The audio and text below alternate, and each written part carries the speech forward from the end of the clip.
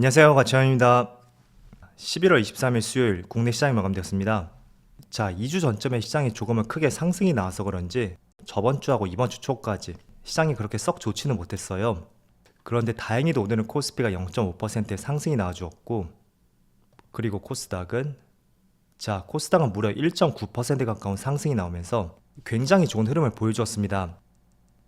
그리고 시가총액 상위 종목들을 보면 오늘은 에너지솔루션이 조금은 부진했지만 반대로 SDI는 강세 흐름이 나왔었고, 그리고 추가적으로 카카오 그룹주들 이쪽도 오늘은 좋은 흐름이 나왔어요.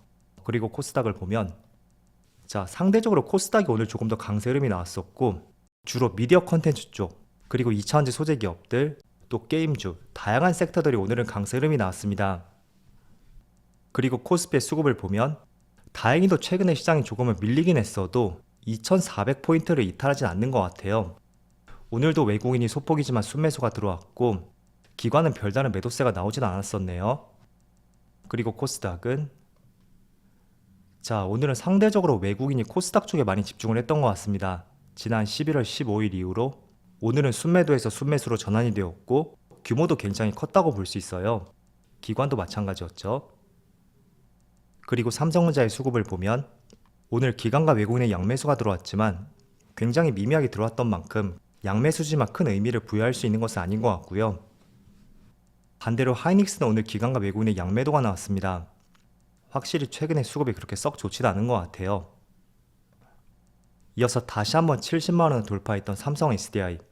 기관은 여전히 순매도 흐름이 이어지고 있지만 오늘은 외국인이 순매수를 보여주었었네요. 그리고 모처럼 강세 흐름이 나왔던 카카오는 오늘은 기관 쪽에서만 매수세가 있었습니다. 그렇지만 지금 수급 흐름을 보시더라도 기관이든 외국인이든 연속성을 볼 수는 없는 것 같아요.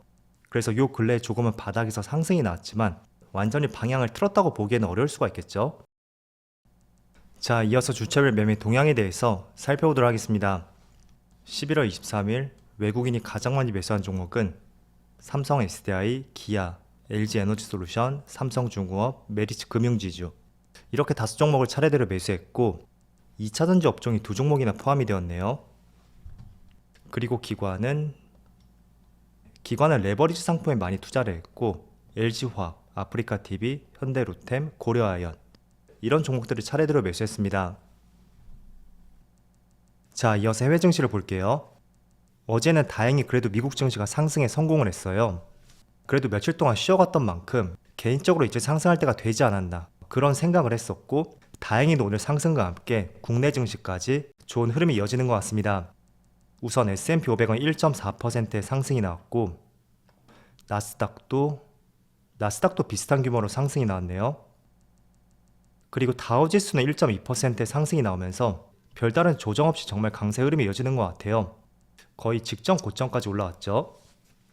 자, 우선 그렇다면 어제 미국 증시가 한 차례 큰 상승이 나왔던 것이 어제 몇몇 소매기업들의 실적 발표가 있었는데 생각보다 실적이 견조하게 나오면서 이게 미국 증시의 상승을 견인했다고 볼 수 있습니다.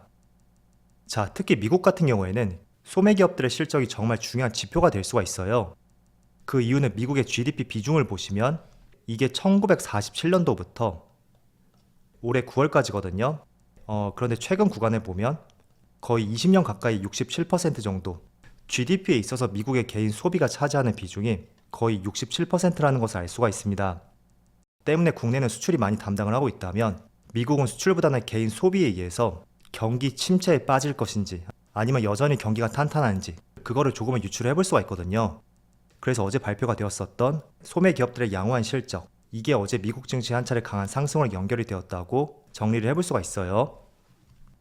그리고 오늘하고 내일 같은 경우에는 또 중요한 이벤트가 있어요.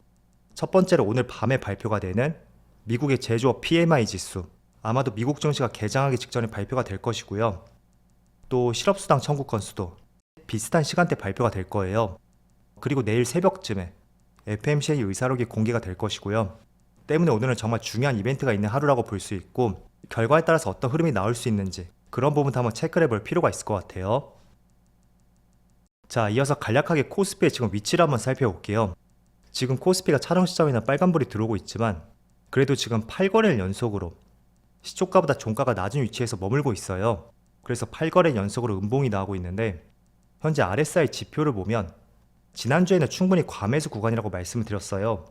그런데 지금은 상당 부분 많이 떨어져 있는 것을 볼 수가 있고, 그리고 21선과 이평선을 많이 줄인 만큼 한 차례 다시 또 반등이 나올 수 있는 타이밍이 되지 않았나, 그렇게도 생각이 되는 것 같아요.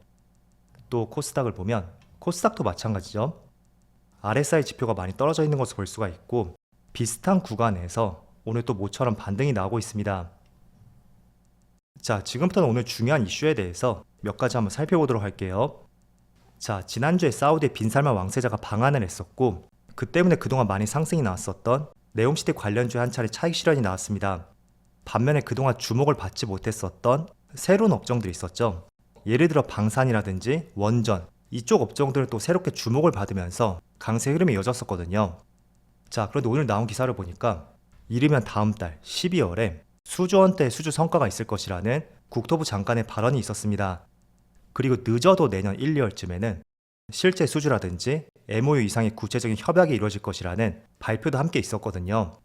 그래서 저는 개인적으로 조금 더 구체적인 내용이 나오기까지는 상당 부분 시간이 걸리지 않을까, 이런 생각을 했었는데, 생각보다 빠르게 어떤 결과가 나올 수가 있고, 그렇다는 것을 이번에 차익 실현이 나왔었던 많은 네옴시티 관련주들 다시 슬슬 관심을 가져볼 수 있는 시점이 찾아오고 있다고 생각을 하고 있습니다. 그래서 여러분들이 한번 주목을 해봐야 되는 것은, 이번에 빈살만 왕세자가 방한했던 것이 네옴시티에 국한된 것은 아니었어요. 네옴시티 사업이 이렇게 있다면 이 사업으로 포괄할 수 있는 2030 프로젝트, 이 안에 네옴시티가 하나 포함이 된 것이고, 2030 프로젝트 안에는 방산이라든지 원전, 이런 것도 다 포함이 되어 있거든요. 물론 네옴시티 사업 비중이 가장 크죠. 그래서 우리가 주목할 수 있는 업종은 첫 번째로 건설 관련주들, 이게 가장 큰 파일을 차지할 것 같고, 또 두 번째는 방산, 원전, 수소, 탄소에너지, 그리고 지난번에 SM이 포함된 것처럼 문화관광 쪽도, 그쪽도 한번 관심을 가져볼 수가 있습니다. 그래서 주로 건설주는 사실 현대건설하고 삼성물산이 테마를 선도하는 최우선 종목이라고 볼 수가 있어요. 그렇지만 워낙 무거운 종목인 만큼 개인적으로 대형주는 그렇게 추천해드리진 않고요. 그동안 강세 흐름이 났었던 한미글로벌, 유신, 히림, 이런 종목들이 한 차례 쉬어간 뒤에 다시 기대감과 모멘텀을 받고 또 상승이 나올 가능성도 있습니다. 그래서 이런 종목들 보시고, 또 최근에 새롭게 떠올랐던 방산과 원전 관련주, 이쪽도 같이 곁들여 보신다면 좋을 것 같아요. 자, 그리고 오늘 강세를 보였던 업종 중에 OTT, 미디어 콘텐츠 관련주가 한 차례 강세를 보여주었어요.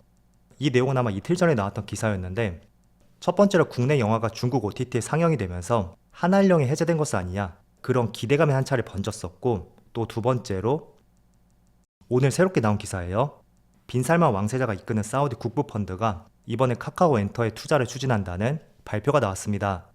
대충 규모로 봤을 때는 내년에 카카오 엔터가 IPO를 상장한다면 약 1조 원 정도의 자금을 유치할 계획인데, 사우디 국부펀드하고 싱가포르 투자청과 함께 8천억 정도의 거의 투자 유치 자금 중에 80%를 차지하고 있고, 상당한 비중인 것을 알 수가 있어요. 그래서 카카오 엔터의 주력 사업 중에 하나가 웹툰과 관련된 사업을 하고 있잖아요.